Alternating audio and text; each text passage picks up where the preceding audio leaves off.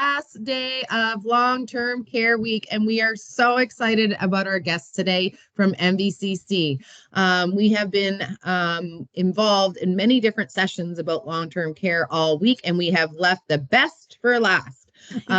We have Joan Parsley and Rhonda Power from NBCC, and they are going to be here talking about the LPN course, licensed practical nurse at NBCC, and talk about what you need to get into the program and what it's like to be in the program. And these two ladies are experts in their field, and I know it's going to be an amazing show. So without further ado, I'm going to hand it over to Joan and Rhonda. Hi, everybody. Thank you. Hi, everyone. Thank you for joining. And hopefully today, Rhonda and I will give you some inspiration to join our profession. So I'm going to get started by introducing myself. So my name is Joan Paisley, and I've actually been a registered nurse since 1979. So most of you, your parents probably were just born then. But anyhow, I've currently actually am an instructor at NBCC, and I actually still work at the hospital in the hemodialysis unit, which is a unit where patients go that have their kidneys don't function. So we help them out. So my dream to become a nurse actually started way back in grade 2 when I wanted to be ended up being able to be Florence Nightingale in a play. And my aunt at that time was a nurse, and she had a nurse's hat. So when I put that nurse's hat on and went up to the stage, I felt, you know, I think I'd like to be a nurse. So anyhow, my other dream was also to become a pharmacist. So I think my dream came true. I actually became a nurse, and I actually get to administer medications to patients. So how awesome is that? I entered the registered nurse program in Bathurst in 1977 when I graduated from high school. And it was a 2-year program at that time. So like I say, I graduated in 1979. And then I started working, got married, had 3 children.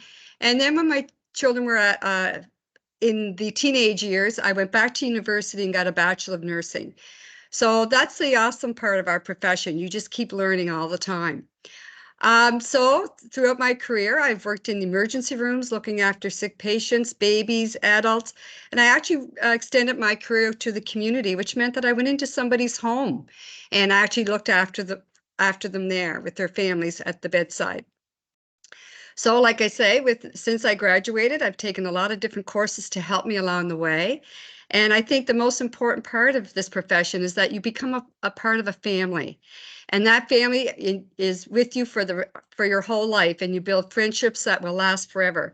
So people that I graduated with in 1979, and I'm still friends with. So like I say, this is the type of profession that you actually become a family. So I'm going to pass it over to Rhonda and then let her introduce herself. And like I say, we're really excited to present this information to you. Hello, everyone. My name is Rhonda Power. I have been a licensed practical nurse since 2010. I'm currently also an instructor with the practical nurse and the personal support worker program here at NBCC in St. John since 2020. In my nursing career, working at the St. John Regional Hospital, I started right out of school working on internal medicine. I was there for a number of years, and then I moved around. You'll see I moved around a bit, but I was always wanting to go and learn something different. Family medicine. I've worked in hemodialysis, as Joan did as well. Actually, I think that's where we kind of met each other the first time, wasn't it, Joan? Yeah. And neurology. I worked on the neuro unit, my favorite. I'm not going to lie. Sorry, Joan. But neuro is my favorite unit. I love the brain. I found it very exciting and interesting to see how it worked. And I left neuro to come here to be a teacher. Otherwise, I probably would have stayed on that floor. And I currently still, I'm here full time, but I love nursing so much that I was missing that bedside. I was missing that contact with patients. So I pick up casual, and right now it's on transitional care, which is our geriatric patients that are waiting for nursing home. So I get to work with those people and meet their families and get to know them, and you know, just spend a few hours with them and try to make a difference in their day. And I feel very blessed to do that. Back to me jumping around everywhere. Let me just put in there, in nursing, and particularly in the licensed practical nurse, we have grown so much in a practice now that we can work pretty much almost everywhere. Okay. Out in the community, I'll get into this in a minute because I will talk about it, but you have a lot of options. There's always places to go to learn more. You can continue your learning throughout your whole career. It really, and nursing in general, whether you're a registered nurse or an LPN, but today I'm speaking on behalf of LPNs. It's endless learning, okay? And you never want to stop learning because it's just the way it is. You got to keep up with everything. So talking about learning, I've continued my education as an LPN with multiple advanced competencies. So there's competencies that you learn in the course to become a licensed practical nurse. And then when you go out into the workforce, and I can speak of Horizon because I work at the regional too, there's special courses that you can take. Like I'll try to think of advanced wound care, okay, packing. I'm trying to think of some other ones that peritoneal dialysis. I know that doesn't mean anything to you right now, but it has to do with the kidneys and people being able to have their kidneys flushed out. I learned how to do that at the bedside to take care of patients. So like I say, you learn here, you graduate with the competencies to go, but you can always continue to learn more. Again, still learning. I'm enrolled right now part-time at UNB for my Bachelor of Integrated Studies. And I'm taking a minor in adult education because I love to learn how to be a better teacher and how to reach my patients better, my patients, yes. And see, I always have patients on the break, reach my students better to better help them be successful, because that's what we're here for. Right? We're here for our students. And I really treasure that. And I have to say, just like Joan, I have met my greatest friends throughout my career as a nurse. I thought high school was fine. You wait till you meet the girls or guys that you're working with overnight. You spend more time with your coworkers sometimes than your own family, and you get a real strong bond because you're there through hard times. You're there through learning together. You're there through happy times. And it's a strong bond. I have friends that I met when I first came out of school, and we still get together, still. And we pick right up where we left off. So you have friends for a lifetime. And nurses have a special bond. We have sick humor. There's nobody more sick or humored than a nurse. There's no grosser dinner time conversations than when you're sitting with nurses. So it's true. And I feel that sick humor is what helps us cope. That helps us get through a lot of challenges, because if we didn't talk to one another and laugh and try to make light of things on our own time, I just think it makes us better nurses because we can handle things better. My husband is a nurse. My oldest daughter is a nurse, and I'm a nurse. And when my youngest daughter sits at the table, it doesn't take long for her to get up and leave and go, "Ugh, you guys are so gross." Is what it is. Okay. So now I'm going to talk about personal skills. Of course, we're going to give you some skills, but personal skills that you need to really have some of, but also have the ability to grow. We don't expect you to come here and be the most compassionate, critical thinking, teamwork and student nurse in the world. Nobody is like that. That is learning, okay? But you need to have compassion. Don't go into nursing for a paycheck. Go into nursing because you care about people, okay? Because you're going to have people at their best. You're going to have them at their worst. You're going to have their families the same way. And you need to put any judgment, any preconceptions of what you have or what you think should be done or anything, and you need to leave it at the door. You need to just be there for your patient, and you need to want to make them feel better, advocate for them,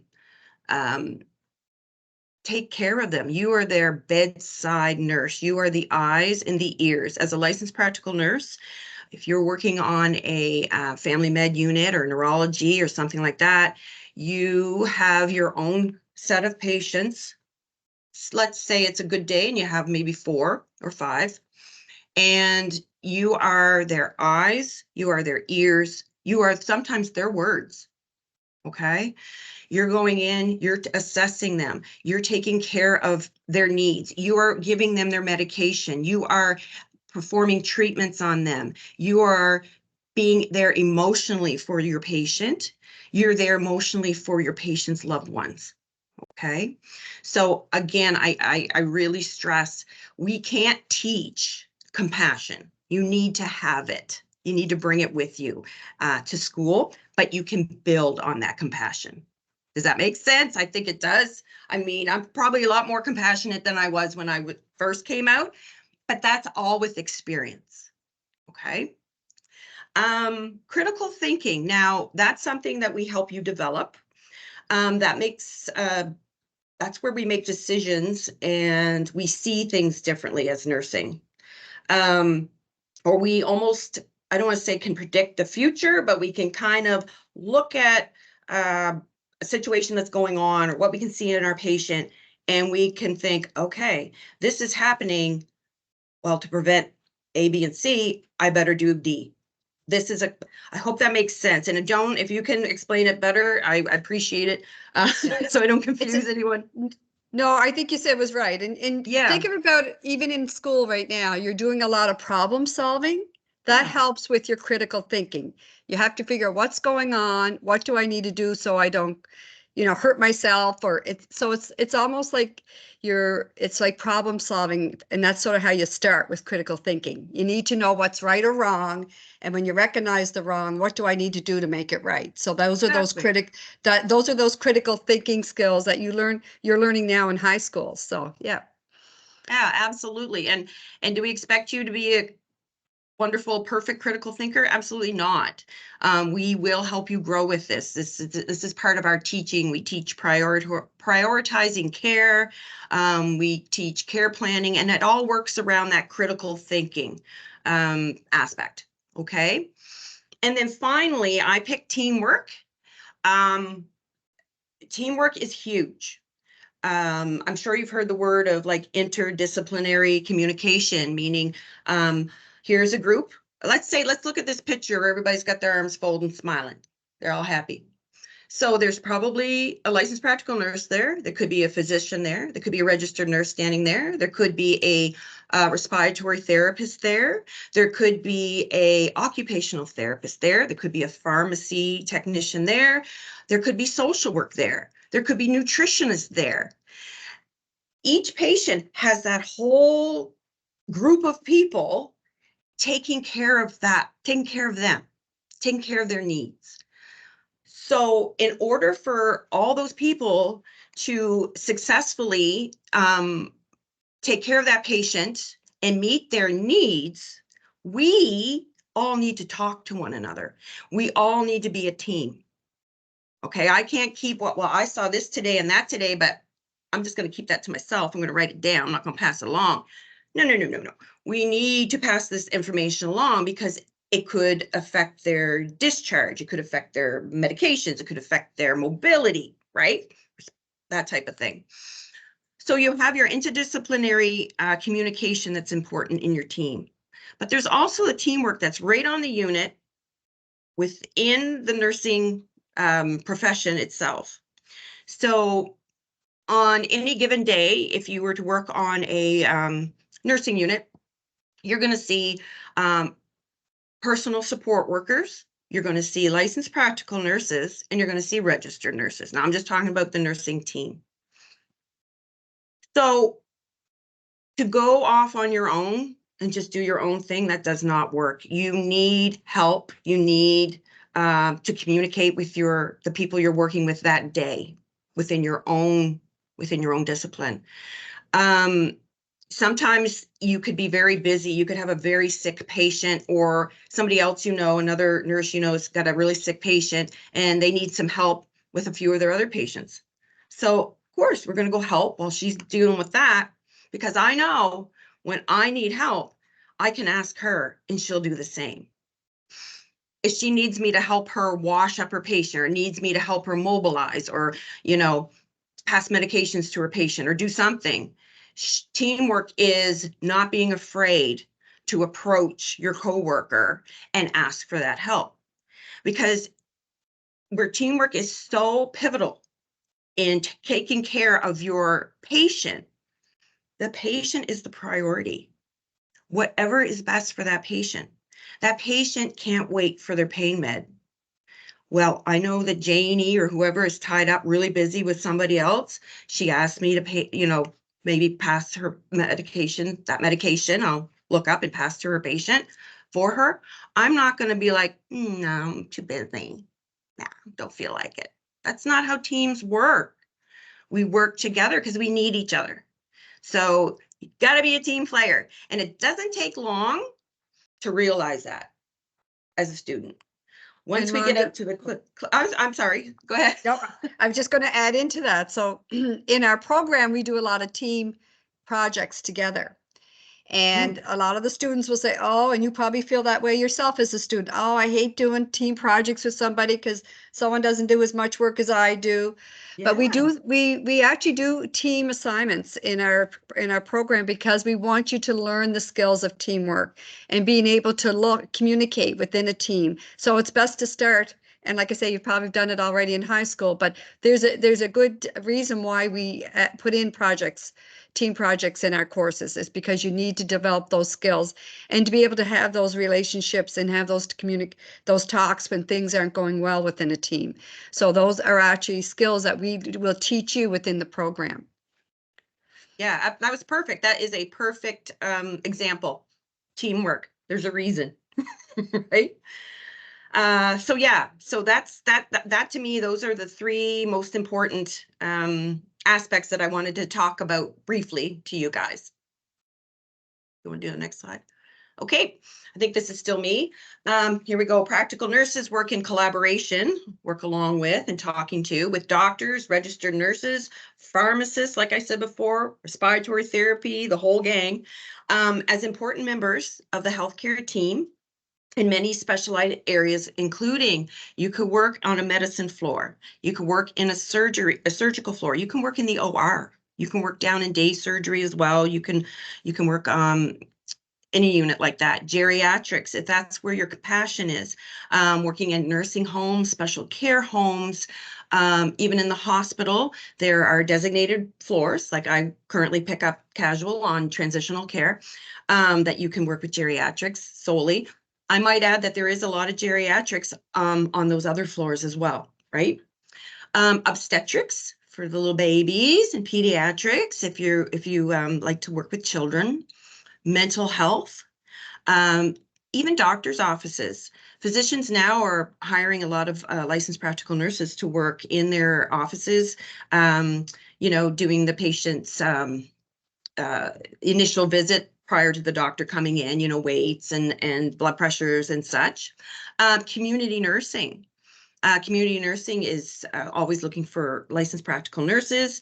I know myself during the, I hate to say it, the COVID, when everybody was getting their needles, I worked out at the exhibition park, and we were giving the COVID vaccine like over 2,000 people a day. So, that went on for months. So it was a nice, why did I do that? Because I wanted to experience working out in the community, right? I wanted to see what that was like. And I don't want to say I enjoyed it, because nothing about COVID was enjoyable, but it is a good experience. I think there's another slide there, Joan. Okay, so our clinical training will equip you with firsthand experience caring for patients at all life stages and will inspire you to cultivate a rewarding nursing practice. So we will have you out into the clinical, meaning out working on in the units and whatnot, through all the years of life, right? And we teach you all that. So, you know, you'll start going out at a nursing home, and then you will go out into the hospital, and you'll get onto more sicker units, and I hate to say sicker, but more acutely ill units, because you'll be using your advanced skills that way. And then you guys go out to, I think a bunch of the PN2s are in community right now, aren't they, Joan? Yeah.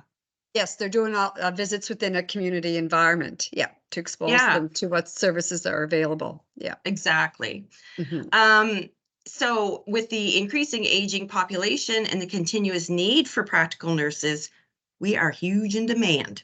You are guaranteed a job, okay? As soon as you come out. And right now, I mean, I think you could pretty much pick wherever you'd like to go. So high demand, and you can work anywhere in Canada. I know some girls that travel nurse if you're interested in that. Yeah, so like I say, there's lots of opportunities. The requirements for this diploma is 2 years. It's a 2 years, academic years of full-time study. Okay. So you'll start in September, you'll go the whole right to June, you have the summer off, and then you do it again. And then you graduate. You graduate in, I think it's the second or third week of June.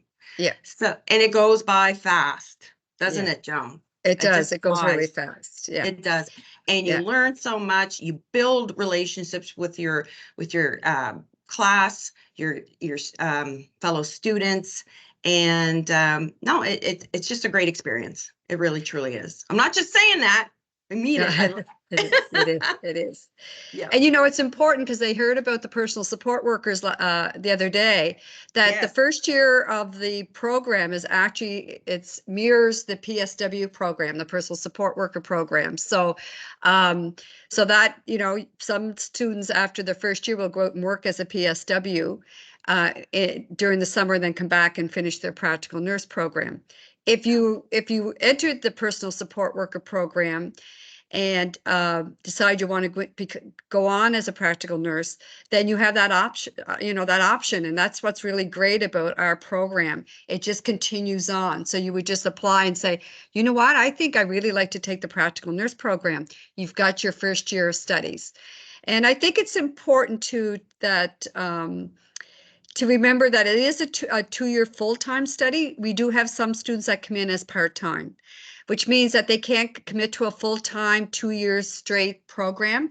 They may come in, it may take them 2.5 years or 3 years, but there is that, that some students may come in as a part-time because of some reasons they have to work or, whatever. So like I say, I think there's, our NBCC's programs are really flexible in a lot of ways. I mean, you do have to follow a map, but it's like going on a trip. You might take a little detour for a little while, then come back. So again, remember, there is some flexibility. So it's just a matter of having that conversation. So, yeah.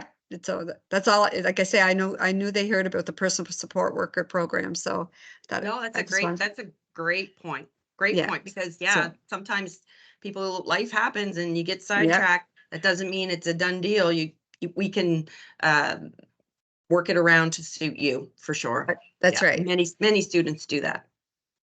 And our classes are divided, as they would be for the personal support worker program, as online and classroom.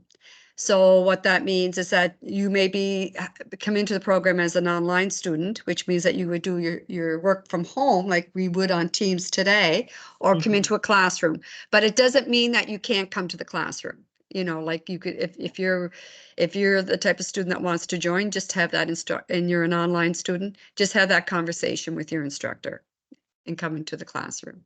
Yeah. Okay. So admission requirements. So this is really important for you today, because what do I need to get into this program? And I can remember going to see the guidance counselor when I was in grade 11, trying to think, what do I need to get into the nursing program? So again, your guidance counselor is your great resource. And so you need your high school diploma. or an adult high school diploma or GED.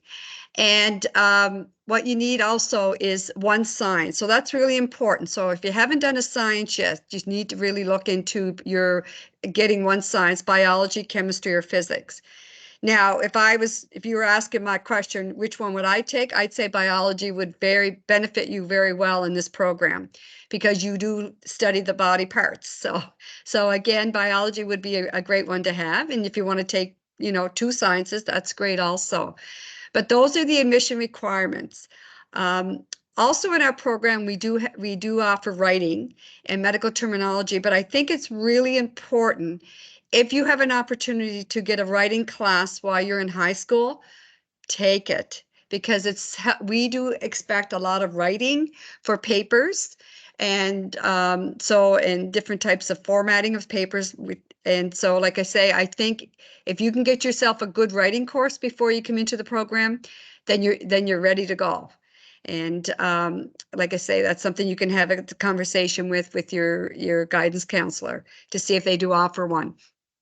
Because I'm not sure what programs are offered in high school now, but like I say, these are you definitely need your high school diploma and at least one science in your transcripts. Anything you want to add to that, Rhonda?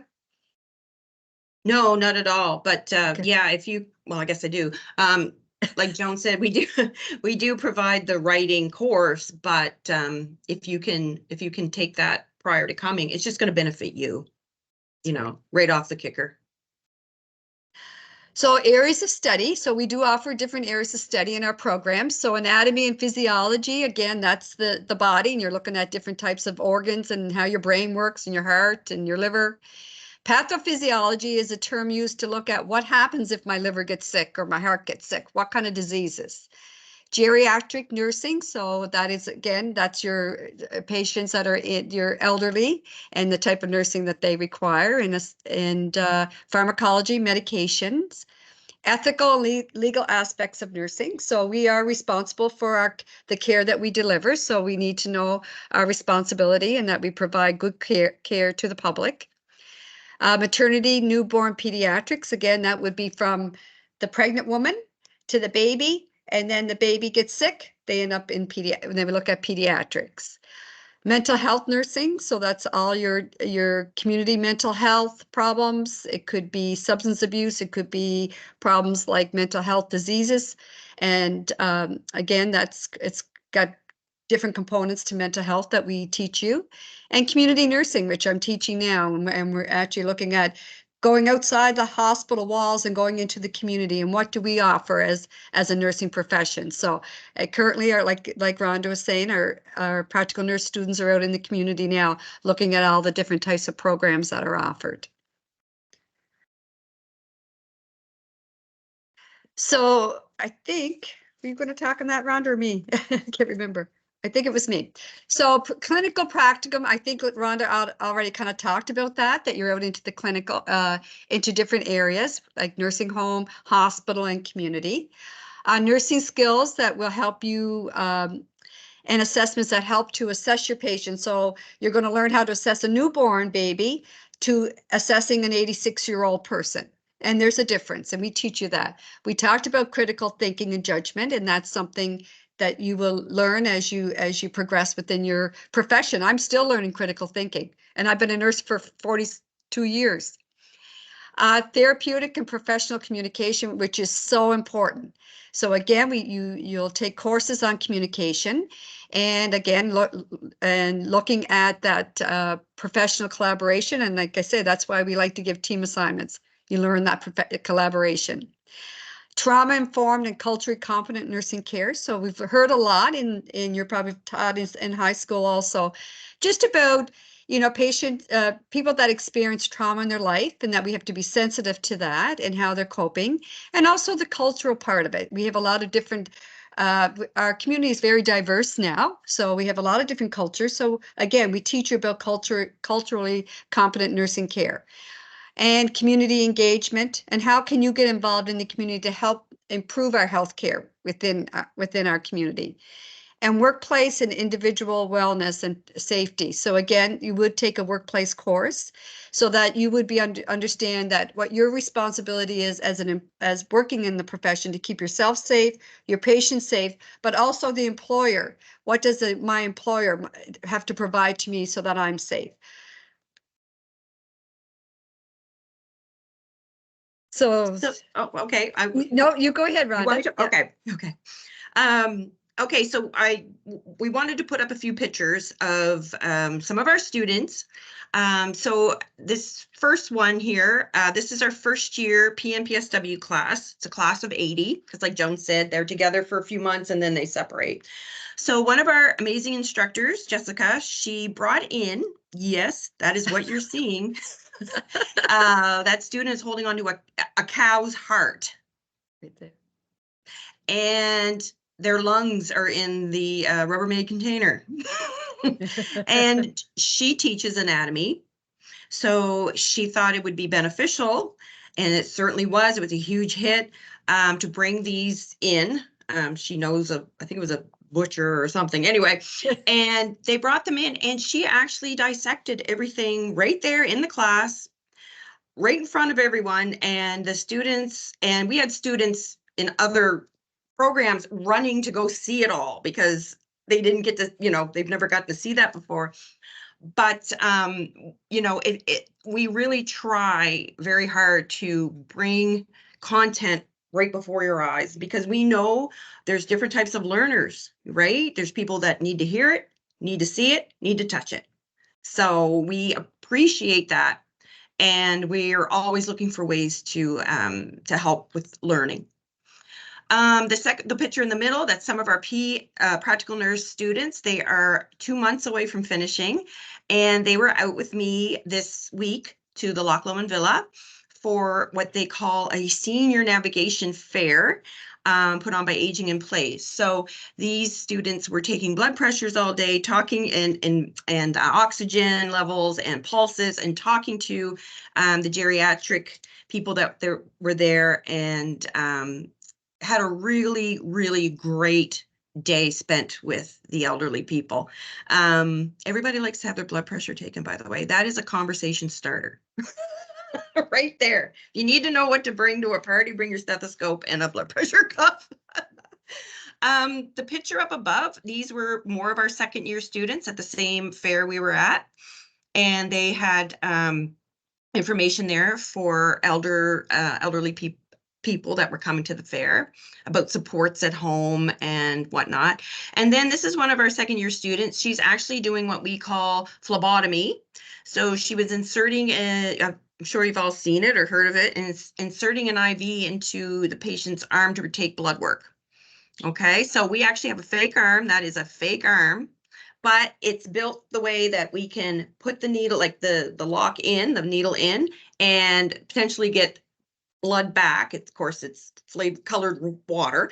But what it does is it provides a safe environment for somebody like her, a student, to practice before they actually do this to a human in the clinical sense. So, you don't want to do your first one on a human being and never practice where you're being supported and it's safe. You're not going to hurt the person.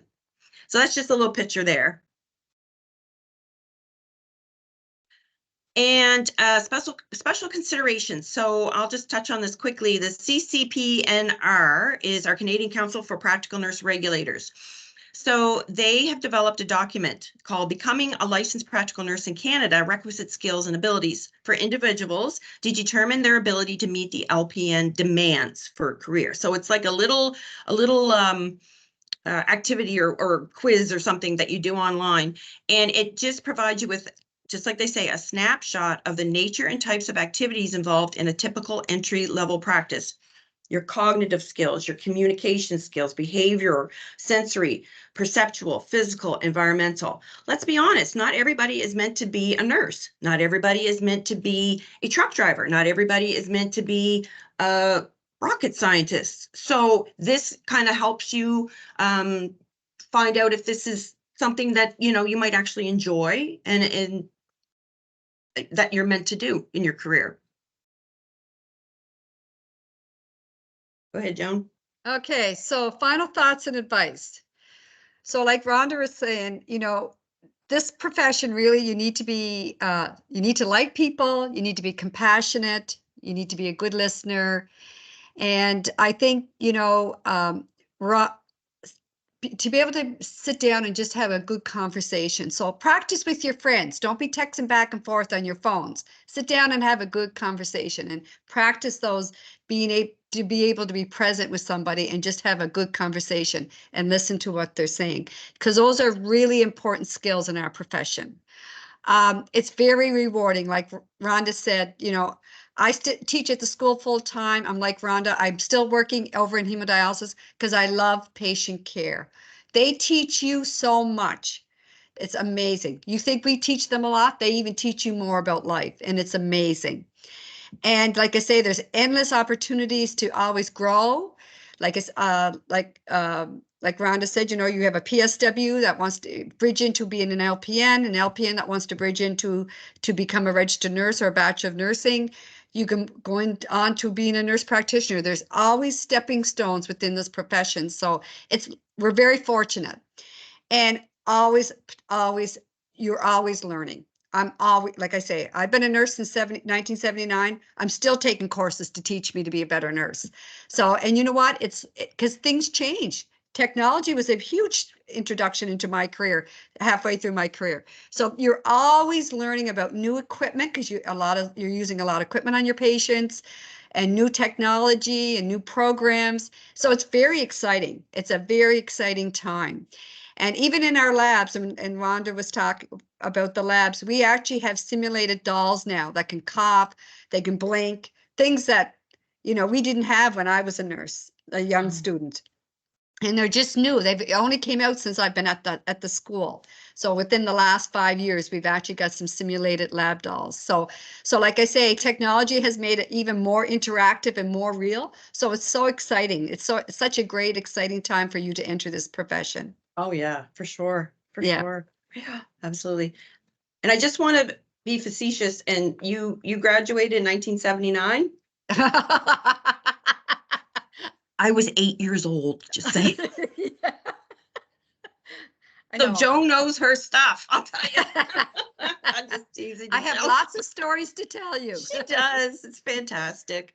Yeah, I know. Yeah, Rhonda was running around with a paper nurse's hat on her I head saying, "I did. want to be a nurse at 8 years old." I was. I should have brought that picture, and I had long pigtails and a little nurse's cap I got for Christmas. There you go. Yeah.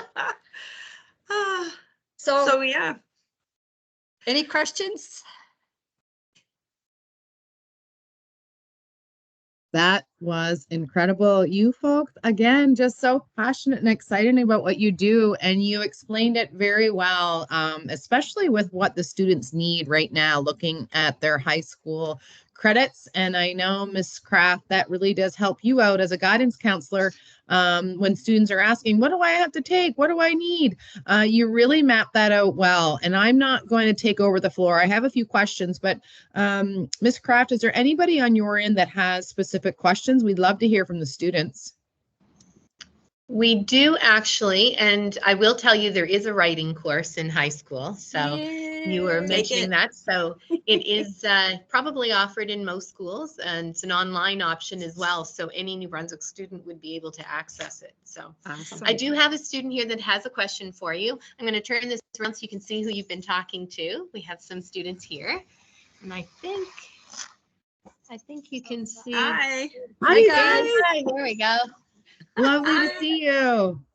Yeah. Sophie, you have a question? Yes. So I'm like on the wait list for the LPN program, and I'm just wondering if I take my first year of LPN, can I work as a PSW that summer, or do I have to take the PSW to work as that? Joan, well, yeah, I'm pretty sure that if you take the LPN program, you can work as a PSW in the summertime. Yes. 100%. Because you completed all the courses that you need in your first year. Yes. Yeah. And actually, I can add to that. When we go out to clinical, one of the clinicals we go out to in first year, the unit managers are like on the students. Do you want to work here this summer? Do you want to work here Yeah. this summer? Can I get your name? Can I get your name?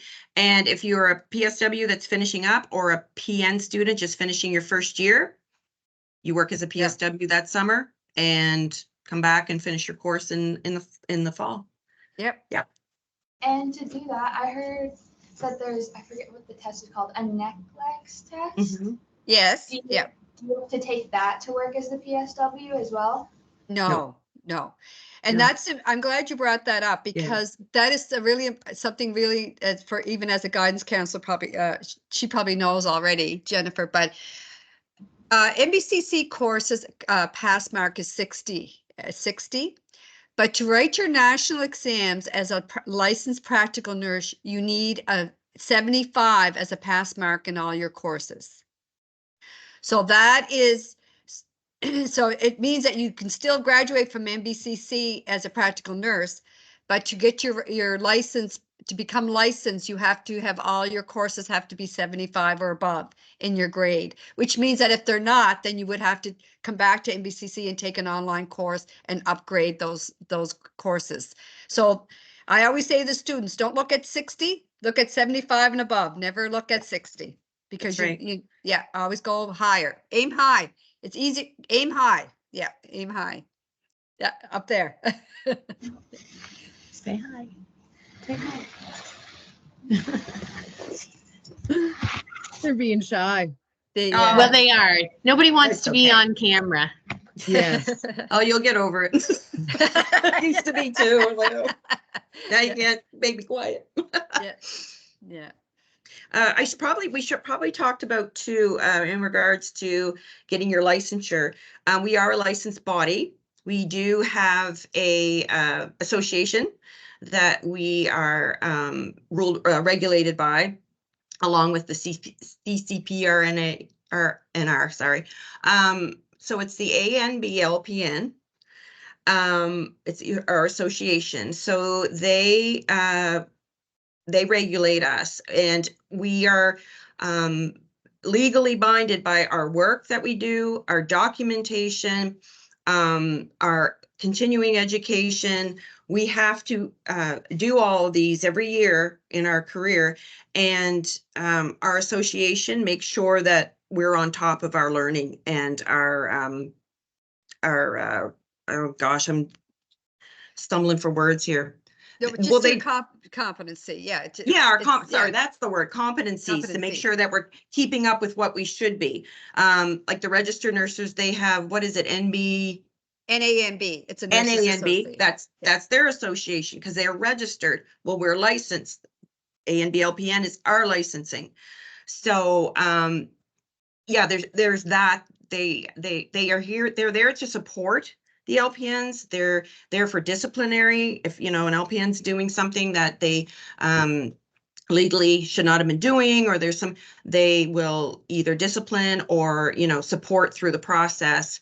So it's it's basically our licensing association. So the mandate is they protect the public, and by doing that, they ensure that we're practicing, competently and exactly. So and every province you work with, I worked in British Columbia for a while. Each province has their own regulatory body, so you have to apply for that. Yeah. Awesome. I have a few questions. First of all, my whole family's in the medical field. So my sister and my mother are both nurses. Her partner's a nurse, and my brother's is studying to be a doctor. Wow. And you spoke about, I know I was the only one that went to the education field. You spoke about the opportunities and how it's constantly changing, and you're constantly training, and you have so many different opportunities that are really presented to you, which is so lovely. And I think that speaks volumes to the work that you do. And just because I've lived it with my family, if you are thinking, students, that you want to get into something that's changing, and that you get bored, doing one thing all the time, this is definitely a field for you because it's constantly stimulating. You're somebody that's going to be on the move. It's not sitting in front of a computer or there's, now don't get me wrong, there is paperwork that's involved. But you certainly, I think Joan and Rhonda both spoke to how things are changing. You're constantly going to have to be upgrading your education, which is so lovely because lifelong learning really helps to keep your brain sharp. And it may not be something that you want to hear right now, but it does. But I just want to say thank you so much. I think that you are extremely passionate about your work, but also have a lot to offer regarding the skills and I guess traits that you need to be a good nurse, because just like teaching, you can say that you want to be a teacher, but until you're in it, you don't really know what's involved. So one of the things that I've always been ending all of the sessions with is, if this is something that you're interested in, certainly think about volunteering in a situation where you can see what's happening, look at the mentors that are there, ask questions. If this is something that you would like to have set up, I certainly can help do that. I can help connect you with the NBCC instructors. And just to have that one-on-one really does, I guess, to me, as I know as a student, I always had lots of questions. And I know you're sitting there thinking, oh, my soul, this person needs to be quiet. But if you have questions left over, please, Ms. Kraft, please, I put the post assessment in that chat, but you have my contact. If anybody wants to do some one-on-one, I think it's a lovely way to find out if this is something that you want to do. And I wish you luck. So really excited. Ms. Kraft, thank you so much for attending. Students, thank you so much. Thank you so much. Thanks, everybody. Thank you. And best of luck with your studies. Yes. Yes, and I'm going to say thank you from the bottom of my heart, Joan. And you guys were, you were just a delight. And Rhonda, just really, right, Miss Kraft, like very easy to listen to, exuberant, and exactly what we look for. So without further ado, I am signing off for Long-Term Care Week, and it's a long weekend, so enjoy, be safe, get outside, have that brisk air, and take care of your health. Have a great day. Thank you so everyone. much. Bye-bye. Have a good weekend. Bye-bye. Have a good night. Yeah.